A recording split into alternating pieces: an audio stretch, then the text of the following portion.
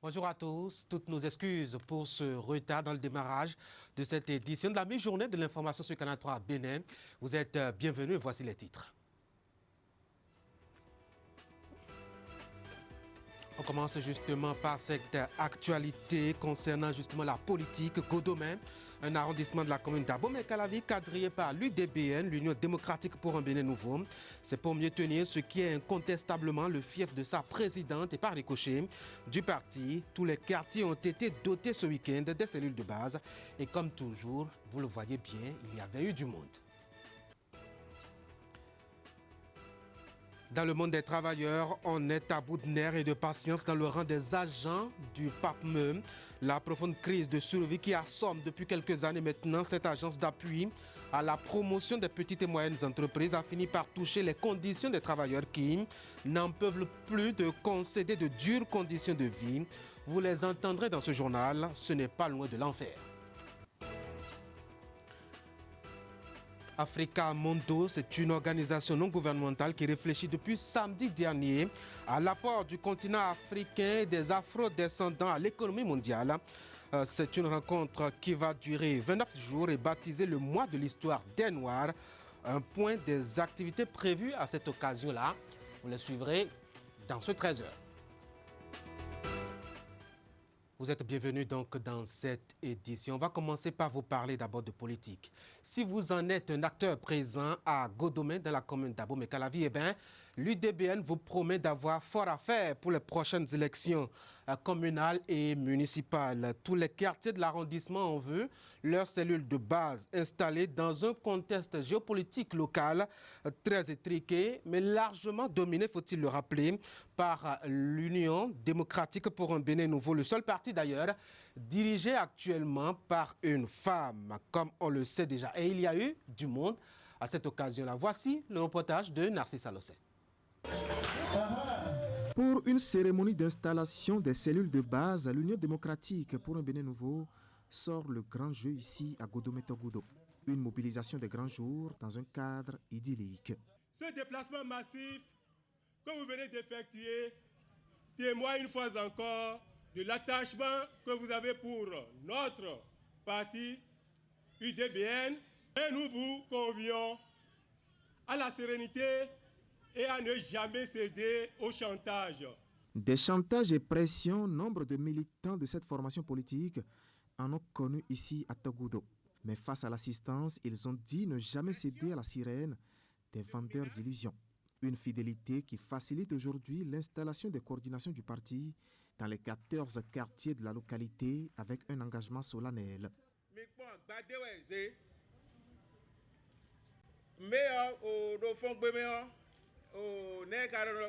Chez nous au Bénin, le mois de mai est celui des récoltes. Et nous prenons l'engagement de nous battre sur le terrain au cours de ces élections pour faire un raz-de-marée. Nous promettons ne rien laisser à nos adversaires. Que rien ne vous effraie. Nous sommes du côté du peuple et nous montrons au président de la République, son Excellence, Monsieur Guillaume Athanas Talon, que nous sommes ses vrais soutiens. Au nom du bureau exécutif national de l'Union démocratique pour un Bénin nouveau et au nom de sa présidente, honorable Afiavi Claudine Prudencio, je voudrais recevoir leur serment et les renvoyer à ce serment en leur demandant d'aller partout annoncer la bonne nouvelle dans les 14 quartiers et au-delà de Godomè-Togoudou et leur recommander la prise du terrain de Godomè-Togoudou. Derrière la solennité, l'utile et l'agréable pour les vœux du nouvel an présentés à Claudine Prudencio, la présidente du parti. Un parti dont le logo présente un épi de maïs implanté sur la carte du Bénin. Un maïs qui n'est pas rongé, il n'y a pas de parasites dedans. C'est tout joli. Et le maïs est implanté donc au cœur du Bénin. Ça veut dire que ce sont les enfants du Bénin qui vont manger à leur faim.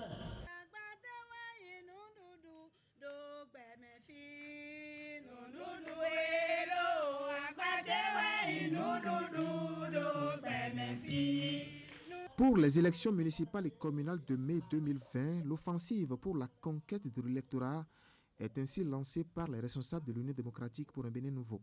Bien d'autres localités du pays sont sur la liste et verront les cellules de base du parti les jours à venir. Voilà, pour ce qui est donc de l'actualité politique dans Abomey-Calavi. Abomey-Calavi, justement, qui fait frontière avec Alada, chef-lieu du département de l'Atlantique. Depuis ce matin, là-bas, on peut le deviner, les employés d'une entreprise anglaise, Blue Sky, travaillent déjà à l'exploitation de l'ananas pour son exportation finale sur le marché européen. C'est là l'assurance qui a été faite à Patrice Talon hier, descendu sur le terrain. Le rythme est de 5 tonnes journalières au départ pour atteindre la croisière des 20 à la longue, ce qui a ravi le chef de l'État qui a par ailleurs profité pour visiter le chantier de construction d'une caserne militaire dans la même localité. Wahab Alikpara a revu le périple en images du président de la République ce dimanche. Voici son point. L'ananas du Bénin, considéré comme le meilleur au monde, va désormais séjourner en Europe et ce n'est pas qui se chargera de sa transformation et de son exportation qui manque. L'entreprise Blue Skies, spécialisée dans la transformation des fruits tropicaux, a posé ses valises à cet effet à Alada.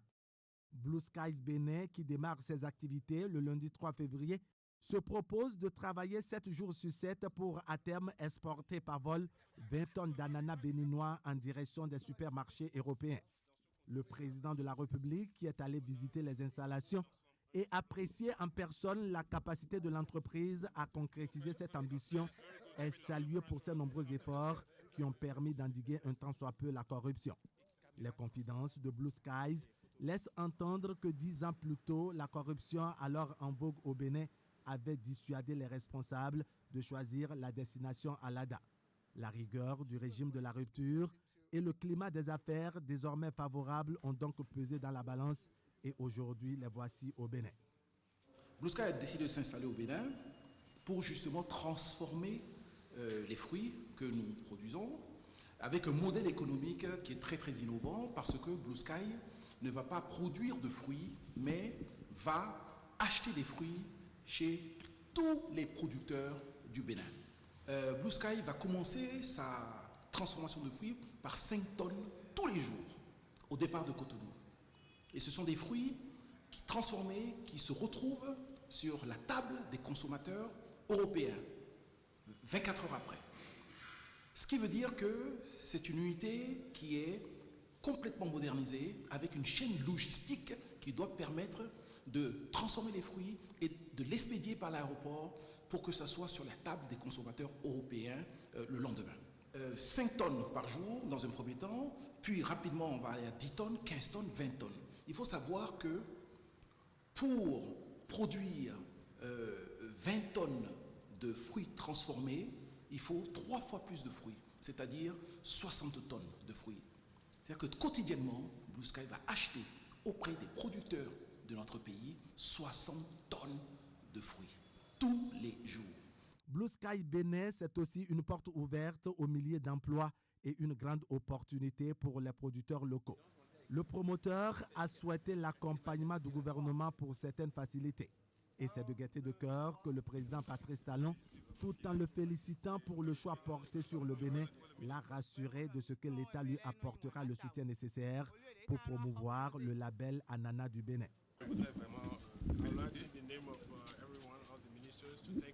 souhaiter longue vie à Blue Sky. Not to me, I've got my Nous passons. Nous passons. We stay here. Nous passons. Il faut que ça reste. Et que ceux qui travaillent ici voient leurs enfants travailler ici également. C'est ça.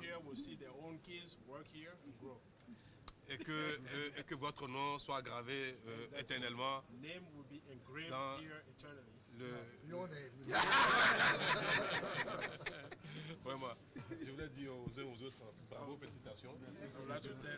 Nous comptons sur vous pour d'abord donner satisfaction aux promoteurs et contribuer à montrer que le Bénin est capable de se développer par ce genre de choses. Le chef de l'État s'est ensuite rendu sur le site de construction de la caserne militaire d'Alada. Les travaux ici ont commencé depuis l'année dernière et sont à la date d'aujourd'hui à 25% d'exécution par l'entreprise chinoise Polytechnologie.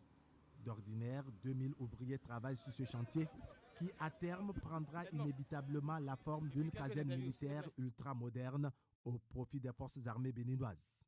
L'ouvrage sera livré, si tout va bien, en septembre 2021, mais en attendant, Patrice Talon repart avec les acclamations des ouvriers de la caserne mobilisés pour lui témoigner leur admiration et leur soutien. Voilà, de la bonne ambiance qui contraste parfaitement avec ce que je vais vous proposer maintenant. Et il faut le dire tout net, c'est la galère au sens propre du terme chez les travailleurs du PAPME, cette vieille agence d'appui à la promotion des petites et moyennes entreprises qui a connu des années fastes par le passé, traverse depuis quelque temps maintenant un désert aride et rigoureux, soumettant ses employés à toutes sortes de difficultés existentielles. Comme s'ils n'en pouvaient plus, ils sont sortis de leur réserve pour en faire part à l'opinion publique nationale et internationale. C'était samedi dernier, Wahab Ali Kwara en a été témoin. La santé actuelle de leur structure, leurs conditions de travail qualifiées d'inhumaines et le futur pour l'instant incertain de leur agence sont devenus préoccupants et ils ont décidé pacifiquement de donner de la voix pour la sauvegarde du PAPME. Les travailleurs de l'Agence pour la promotion et l'appui des petites et moyennes entreprises appellent par la même occasion le chef de l'État au secours pour leur offrir un offre de soulagement. Les difficultés de l'agent PAPME se sont aggravées malgré les énormes sacrifices du personnel, à savoir la suppression de la couverture sanitaire du personnel depuis 4 ans, l'abattement sauvage des salaires du personnel de plus de 20% depuis avril 2017. Et tenez-vous tranquille, cet abattement a touché même le salaire de base, l'utilisation des motos privées des agents opérationnels pour faire le travail. Ces difficultés ont également entraîné des conséquences fâcheuses pour le personnel au plan social notamment. Le paiement fractionné des salaires au personnel. Avant d'aller fêter la fête de Noël, nous l'avons reçu en tout pour tout 10 000 francs. Et les arriérés des salaires de plus de 5 mois. La seule chose que nous demandons, c'est que l'organe chargé du suivi de l'administration provisoire nous croit et appuie convenablement, comme c'est prévu par la réglementation, l'administration provisoire de PAPME. Au secours, pour 2 raisons. Que la lumière soit faite sur le passé de la gestion de l'agence PAPME. Et secondo, que les moyens, que le financement, que le gage de la réussite de l'administration provisoire soit donné à l'agence PAPME pour le bonheur de tous. Le personnel estime que le PAPME est un label et que l'État central se doit, en dépit de l'administrateur provisoire, de prendre la mesure de la situation actuelle. En peu de mots, les travailleurs souhaitent des mesures plus courageuses du gouvernement pour le redressement et la pérennisation du PAPME. Que le président Z a situé la responsabilité de la mauvaise gouvernance qui a conduit PAPME à la crise dans laquelle l'institution se trouve aujourd'hui. Et je voudrais, à votre suite, espérer que votre message en direction du gouvernement et de son chef sera entendu. Parce que vous avez fait ce qu'il faut. Vous avez été patient. Vous avez fait du syndicalisme intelligent en allant vers les personnes qui sont susceptibles de vous écouter, de régler vos problèmes. Aujourd'hui, votre sortie ne peut être mal comprise par personne parce que vous avez gravi les escaliers et qu'aujourd'hui vous vous adressez à celui que nous avons tous élu, qui a pour devoir le bien-être social de chacun des citoyens de ce pays. Et cette mobilisation montre que vous êtes décidé à relever la maison. Ça signifie que toutes les conditions sont réunies pour faire redécoller le PAPME. Les travailleurs du PAPME affiliés à la CSA Bénin se disent déterminés à sauver leur institution et leurs nombreux sacrifices déclinés en public en sont l'illustration.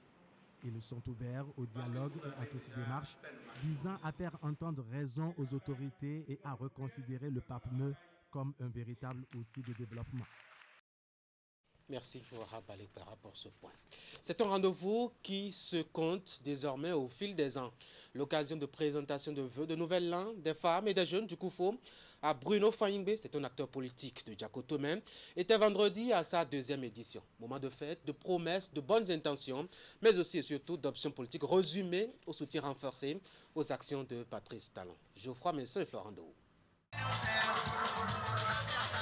La vedette de ce vendredi après-midi à Djakotomé, dans le département du Koufou, c'est lui, Bruno Fanyingbe, l'octogénaire, opérateur économique et acteur politique de premier plan de la commune. Bruno Fanyingbe est le parrain politique de plusieurs de ces jeunes et femmes qui n'ont pas hésité un seul instant pour sortir massivement, venir lui présenter leurs vœux de nouvel an et saluer ses actions de bâtisseur de Djakotomé, sa commune natale. L'an passé, nous nous étions réunis ici même autour de notre papa, lui souhaitant nos vœux de nouvel an. Cette année, il a plu à Dieu de nous renouveler la même grâce pour exprimer nos meilleurs vœux de santé, de paix et de bonheur à notre cher papa Fanyingbe Bruno. Nous saisissons cette occasion solennelle pour vous dire merci et vous renouveler notre entière disponibilité à nous accompagner partout où besoin sera. Car, nous le savons, vous n'allez pas là où votre population va être sacrifiée. Vous ne soutenez pas ce qui va à l'encontre de l'intérêt de tous. Vous êtes toujours là où le partage, la solidarité et la justice sont des valeurs recherchées et promues. L'heureux du jour, Bruno Fanyingbe a à son actif plusieurs actions et réalisations. Dans le secteur de l'éducation, par exemple, il a été le papa bonheur de plusieurs écoles et collèges de la commune de Djakotomé à travers la construction et le don de modules de salles de classe ainsi que de mobilier. Je vous témoigne notre gratitude et vous assure de l'amour que nous avons pour vous. C'est un amour éternel. Soyez heureux. Restons soudés d'ores et déjà derrière notre leader, Papa Bruno Fanyingbe, pour les prochaines consultations électorales et les victoires à venir. Tout en recevant les messages et marques d'affection à lui témoigner ici, Bruno Fanyingbe a eu une pensée pour le Bénin et le chef de l'État, Patrice Talon. Le président Patrice Talon, ses idées entre de vouloir rassembler tous les Béninois pour que le Bénin soit meilleur. Nous devons nous mobiliser autour de lui et lui demander de continuer à être sincère avec le peuple du Bénin. Et que nous, peuple du Bénin, en particulier le Koufou, nous devons nous mobiliser autour de lui pour l'accompagner dans ses idées nobles. Cette cérémonie de présentation de vœux est à sa deuxième édition. Elle est un moment pour des jeunes et des femmes de Koufou de fêter l'entrée dans la nouvelle année avec Bruno Fanyingbe et de recevoir de lui des bénédictions et conseils.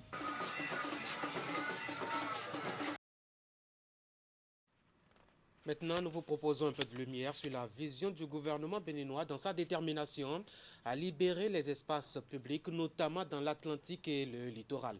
C'est ce qu'est venu apporter le préfet en charge de ces deux départements sur l'émission Actu Matin de ce lundi, dont il était l'invité. Jean-Claude Kodia a expliqué pourquoi il fallait le faire et les objectifs à long terme. Voici un extrait de ses propos sélectionnés par Teddy Goudalo. Nous sommes le chef de l'État, nous sommes dans tous les compartiments de la vie publique. Parlons de Togudo, vous le savez, que pendant longtemps, pendant plus de 10 ans, le pont de Homé a résisté à tous les gouvernements. Il a fallu l'avènement de la rupture pour que ce pont se construise. Il fallait maintenant, disons, construire les accès à ce pont.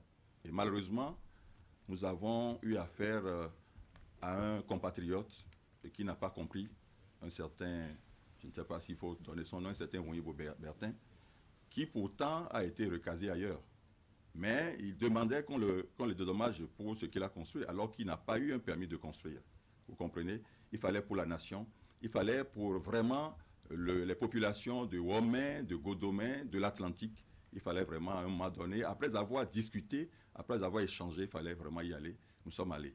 C'est ce qui s'est passé également au niveau, disons, de Ouédonou, où Dieu nous a parlé, il fallait l'écouter. Avec donc l'appui du gouvernement, nous sommes descendus sur le terrain. Nous avons expliqué pendant 10 jours, les gens n'ont pas voulu comprendre également une fois, mais il fallait aller, Parce que ce qui est sûr, au in fine, nous allons revoir. Vous savez qu'il y a des voies de contournement qui vont se faire, ce pont de franchissement qui va être repris, et donc il fallait aller sortir les gens du cours du lit, et vous avez vu, dès qu'on l'a fait, l'eau a commencé à s'écouler normalement. Ceux qui ont des titres en bonne et due forme, ils seront dédommagés, puisque nous travaillons en synergie avec la NDF, avec la mairie, et donc tout cela, ceux qui ont des papiers, qui ont des documents en bonne et due forme seront, disons, dédommagés. Monsieur le préfet, le dernier chantier, c'est la libération des devantures. Est-ce que c'est vous qui êtes l'initiateur? Comment ça se passe, cette libération-là? Comment comprendre cette opération? Nous travaillons pour, disons, un Bénin moderne, un Cotonou moderne qui est la vitrine nationale. Et donc, je crois que ceux qui ont des bâtiments, ceux qui ont des commerces, ils devraient prévoir, n'est-ce pas, des garages, tout ça. Parce que les piétons, on doit pouvoir leur donner le temps vraiment de circuler sur les trottoirs. Et les marchandises doivent vraiment rester dans les boutiques. C'est ce que nous voyons dans les grands pays.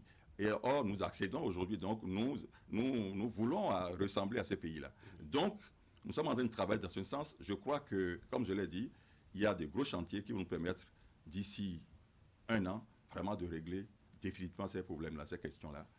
Et je crois qu'il faut demander aux Cotonois d'être patients pour que vraiment nous puissions, et de nous accompagner, d'accompagner le chef de l'État et son gouvernement dans donc cette œuvre gigantesque de reconstruction de ce pays.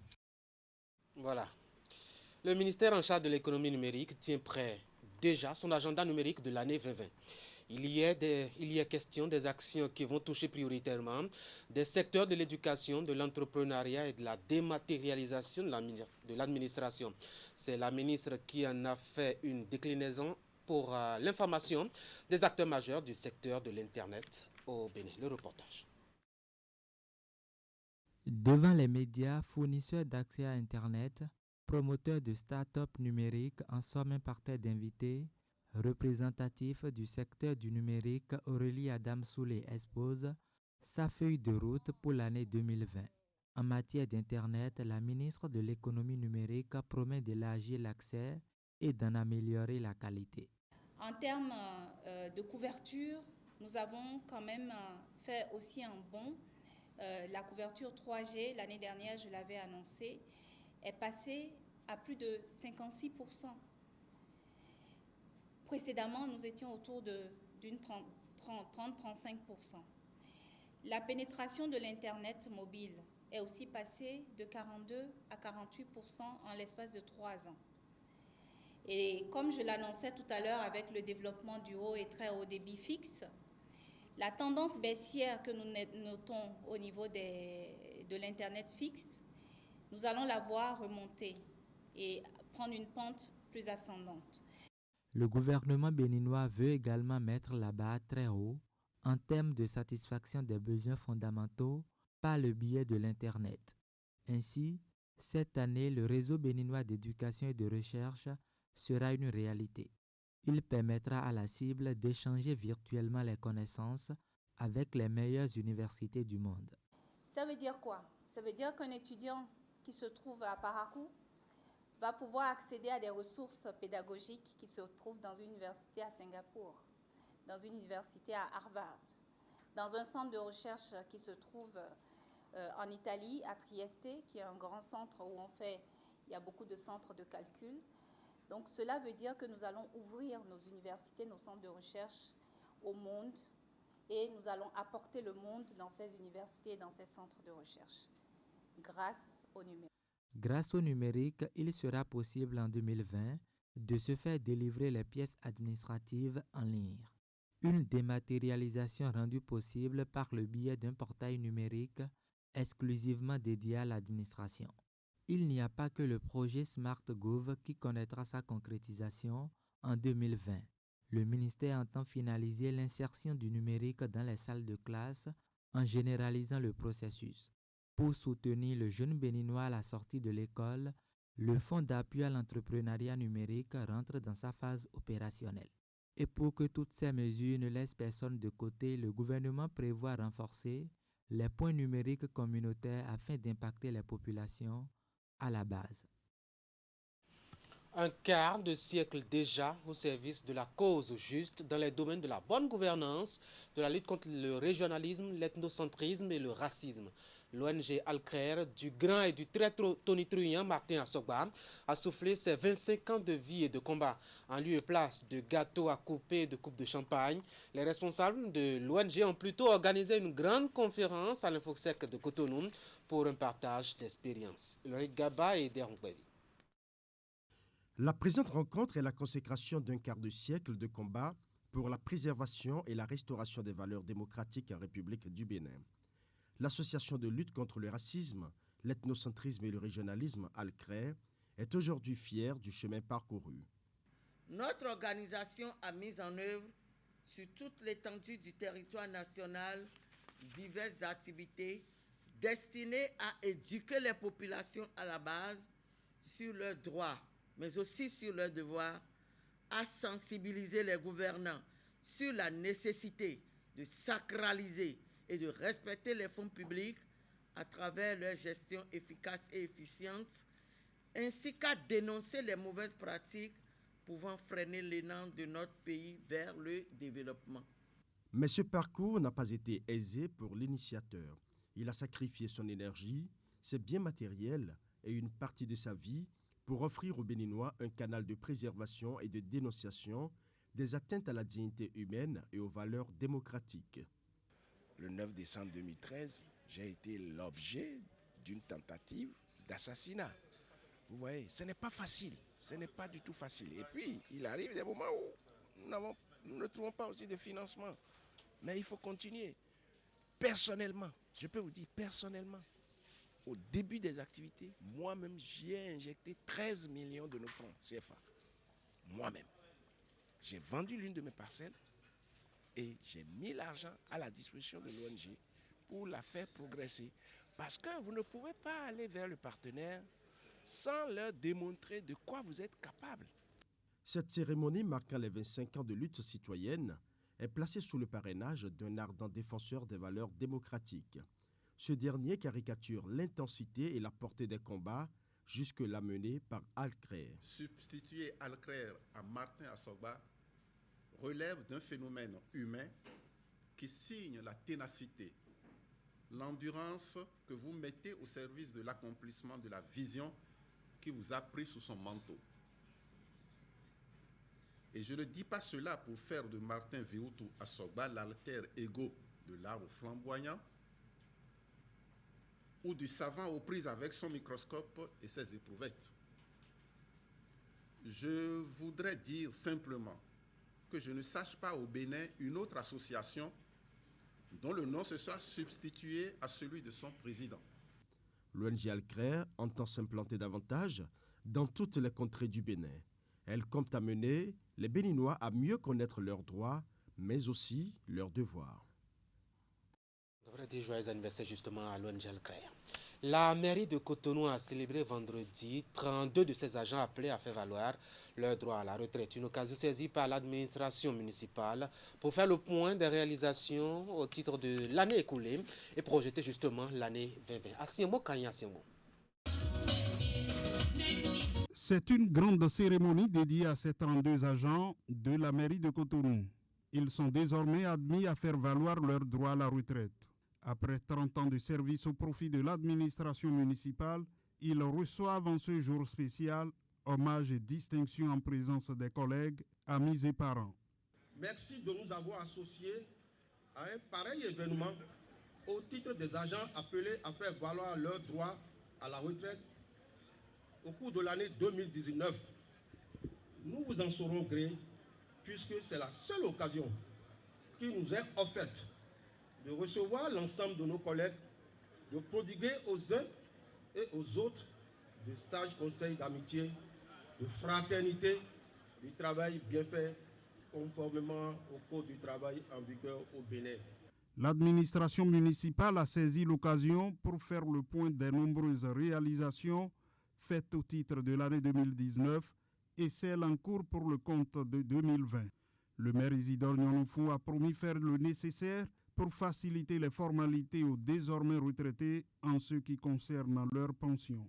Le départ à la retraite est une grâce divine. Il est d'une importance capitale pour Tajan au terme de Dieu et laborieux service rendu à la République, surtout avec satisfaction. Même si le parcours est parfois difficile, il faut reconnaître aussi qu'il y a eu des moments heureux.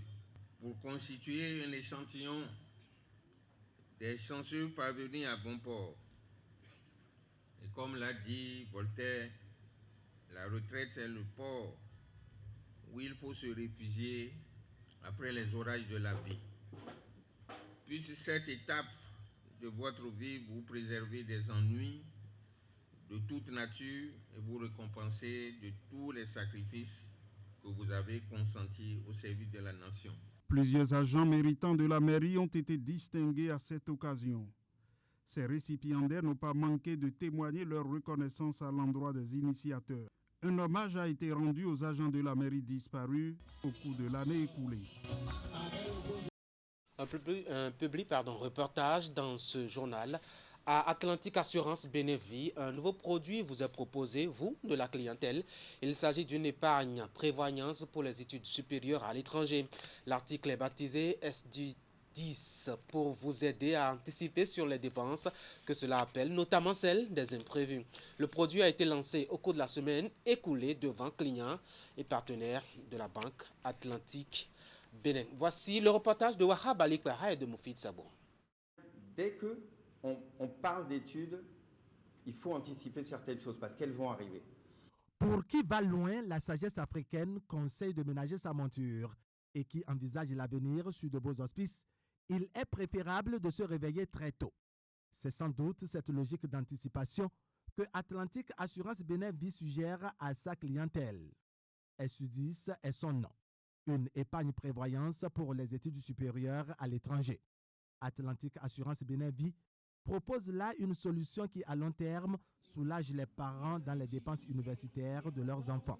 Ce projet de vie, de réussite des enfants, nous voulons, grâce à ce produit que nous avons mis sur le marché, nous voulons vous y accompagner. Il n'y a rien de plus précieux que de voir réussir son enfant. Pour que l'enfant réussisse, la meilleure arme à lui donner, c'est l'instruction, c'est l'éducation, c'est la formation. Et cette formation, elle se prépare.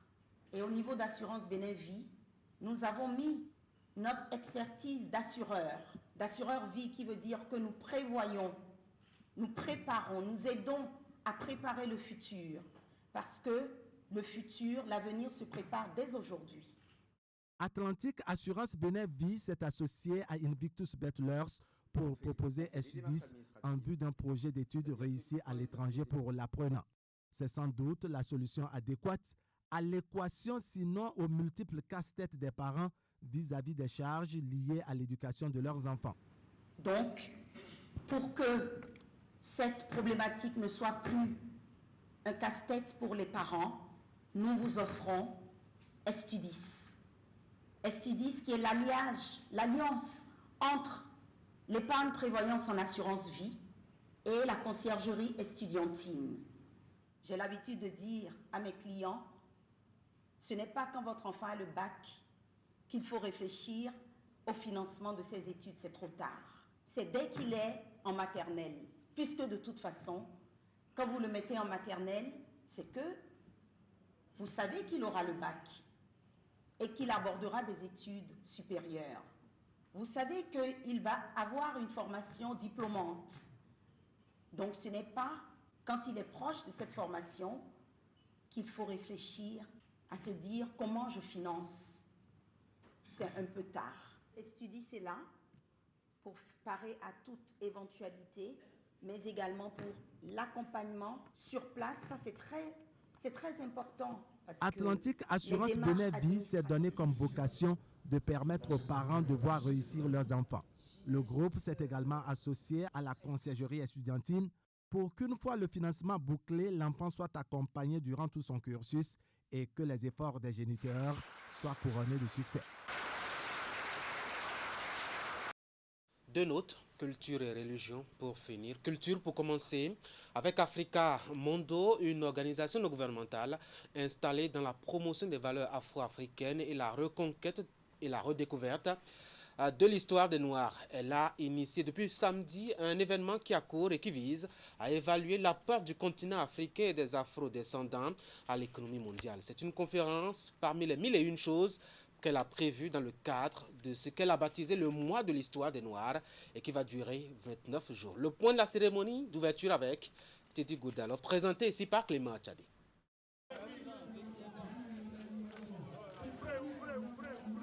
Voici l'acte qui symbolise le retour des afro-descendants à l'occasion de cette célébration du mois de l'histoire des Noirs. Une commémoration annuelle de la diaspora africaine qui se célèbre en février aux États-Unis et au Canada. Une première transposée en Afrique et particulièrement au Bénin qui sonne comme un appel à l'endroit des Africains vivant à l'extérieur.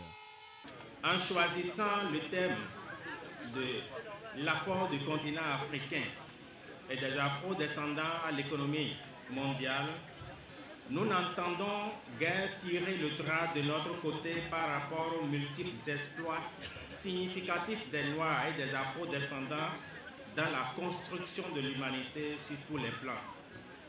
Cette manifestation est plutôt l'expression d'un courage de type nouveau, celui qui consiste à assumer au nom de nos ancêtres les torts que nous nous sommes faits en nous livrant et en livrant les nôtres comme des marchandises contre des gadgets et autres biens éphémères. Qui suis-je pour nous réunir tous avec le concours de la municipalité? Qui suis-je pour impliquer effectivement autant de personnes dans le cadre de cette célébration? Nous pouvons nous applaudir. Jamais ailleurs, et surtout pas dans le foie canadien, ils n'ont réussi à faire ça. Nous sommes environ 500, si ce n'est plus aujourd'hui. C'est une réussite, c'est une fête. C'est celle des afro-descendants et c'est celle des Africains réunis. Abomey-Calavi est désormais le temple des afro-descendants. Cette Afrique, ce Bénin qui nous appelle et qui nous invite à bâtir avec vous le Bénin. Cette Afrique, cette commune Abomey-Calavi qui nous invite à construire bien plus grand que nous-mêmes. C'est une manifestation apolitique qui suscite une grande fierté au regard de son caractère innovant qui rassemble sages, têtes couronnées et autorités à divers niveaux. La mobilisation autour des activités scientifiques, culturelles, artistiques programmées offre l'opportunité au peuple africain, notamment celui du Bénin, de réfléchir sur l'histoire commune, aussi vieille, riche, mais méconnue du grand nombre. Au cours de ce mois béni donc, qui nous rassemble, chacun doit laisser exploser les talents et le génie en lui pour démontrer à la face du monde, voire rappeler au monde que le noir a de la valeur et du mérite. Nous devons regarder dans le rétroviseur, pas pour nous plaindre, ni ressasser de l'amertume, mais pour nous ressourcer de la bravoure, des talents et du courage de nos aïeux. L'événement marque le début d'une nouvelle ère au profit des afro-descendants, leur retour aux origines en vue d'un dialogue franc et productif pouvant aboutir à des perspectives d'intégration bien structurées. Les activités prendront fin le 29 février prochain dans la commune d'Abomey-Calavi. L'Afrique, comme elle peut être riche. Culture et religion, il n'y a pas de frontières, il n'y a même pas de transition, même si ici nous changeons carrément d'histoire et de peuple. C'est pour vous parler de cette injonction qui est comme une condition de la part de Jésus-Christ, porter sa croix en renonçant à soi-même pour suivre le chemin de la vérité et de la vie, comme il l'a souvent proclamé dans Matthieu 16, verset 24. Coup d'œil à votre Bible. Alors, beaucoup d'interprétations de la part d'érudits, lointains héritiers du pasteur de tous les temps. Qu'est-ce qu'il faut y comprendre en fin de compte? Question de Geoffroy Messon à quelques-uns qu'il a rencontrés. Nathalie est une jeune fille de la classe de 5e au collège catholique de Lokossa, dans le département du Mono. À l'image de certains chrétiens, elle aime porter une croix sur sa poitrine. Un comportement qui suscite, chez certains observateurs et curieux, des interrogations et des débats comme c'est le cas ici entre elles et des camarades de classe. Elles sont en train de dire que Jésus a dit que chacun n'a qu'à porter sa croix. Il a demandé qui n'est plus sur la croix. Et maintenant, pourquoi est-ce qu'ils portent la croix? Cette interrogation qui a suscité un débat entre eux les a d'ailleurs conduits hors de leur salle de cours dans la matinée de ce lundi 27 janvier 2020. Il est 10h32. Tu as eu à poser une question. J'ai demandé pourquoi est-ce que vous portez la croix. Qu'est-ce que ça signifie?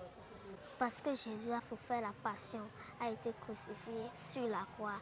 Et c'est à cause de nos péchés qu'il a été crucifié sur la croix. Quand il a dit de porter la croix, ça ne veut pas dire qu'il faut porter une croix au cou. Ça veut dire qu'il faut faire un truc là, il faut accepter sa souffrance. Chacun n'a qu'à garder sa souffrance comme c'est. Ne pas dire que la vie est trop dure. Non, je vais mourir. Je préfère mourir que ça. Je fais c'est parce qu'on sait qu'on pêche qu'on va vers lui pour aller demander pardon. On porte la croix parce que nous croyons en Jésus-Christ, parce que nous savons qu'il peut nous pardonner nos péchés. Le débat animé par Lumière Chadaré, Nathalie Laouni et 5 autres élèves du collège ne laisse pas indifférents leurs camarades, Jamiou Yessoufou, fidèle musulman qui les suit attentivement.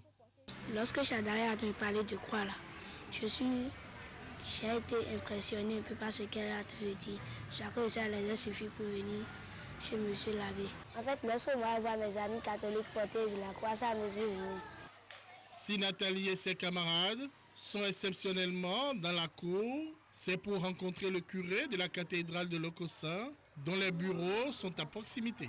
Le but est de lui soumettre leurs questionnements et avis. Nous en avons profité aussi. C'était un cours de religion quand on était venu. On a commencé par les islams. D'abord, on a demandé pourquoi est-ce qu'ils ne croient pas en Jésus, Dieu. Et après, on a commencé avec le christianisme. Et j'ai demandé pourquoi les catholiques portent de croix. Et on a commencé le débat et la madame est partie. Quand elle est partie, on a dit que si on continue comme ça, on va commencer la bagarre. Et on est venu chez vous pour vous demander. La croix était initialement un instrument de supplice. Donc pour punir ceux qui ont commis des forfaits. Nous, c'est quand même un peu paradoxal que nous prenions cet instrument de supplice ou d'opprobre comme aujourd'hui notre instrument de salut. C'est tout simplement parce que le Christ, le Fils de Dieu, qui s'est fait l'un de nous en toutes choses à l'exception du péché, est passé par ce supplice. Mais ce n'est pas parce qu'il a fait quelque chose de mauvais, au contraire, c'est pour notre salut, c'est pour nous sauver. Pour l'Église catholique, la signification du Christ sur la croix fait peser la valeur de ce sacrifice que le Christ a fait en se donnant pour l'humanité.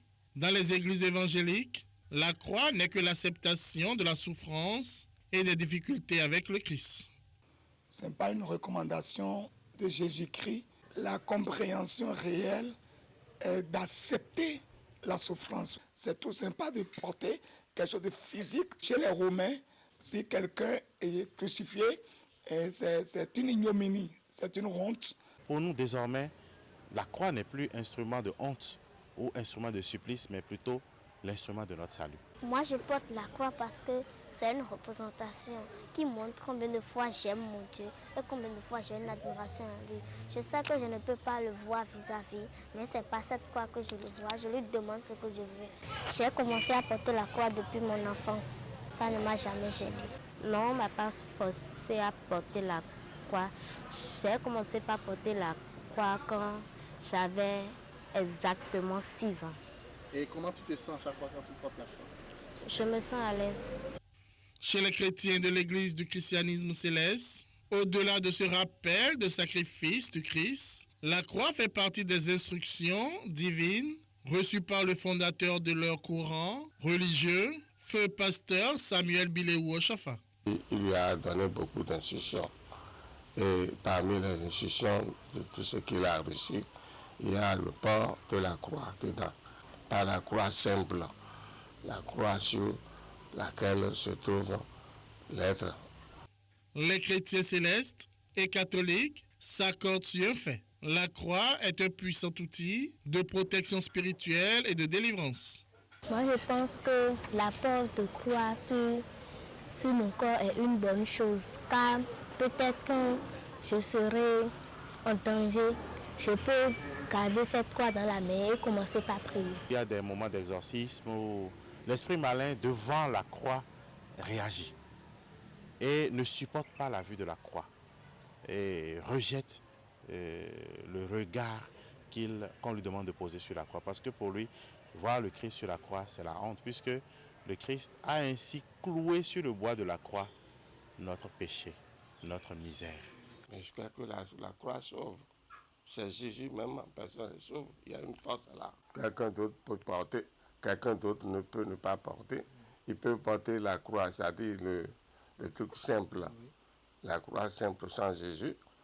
Donc ils savent pourquoi ils le font. C'est la croyance de chaque chose, église. Que ce soit la croix sans le Christ ou la croix avec le Christ, aujourd'hui, quand vous voyez un chrétien porter la croix, c'est parce qu'il se réclame du Christ. Jésus va dire, parce que tu as vu, tu as cru, heureux celui qui n'a pas vu et qui a cru.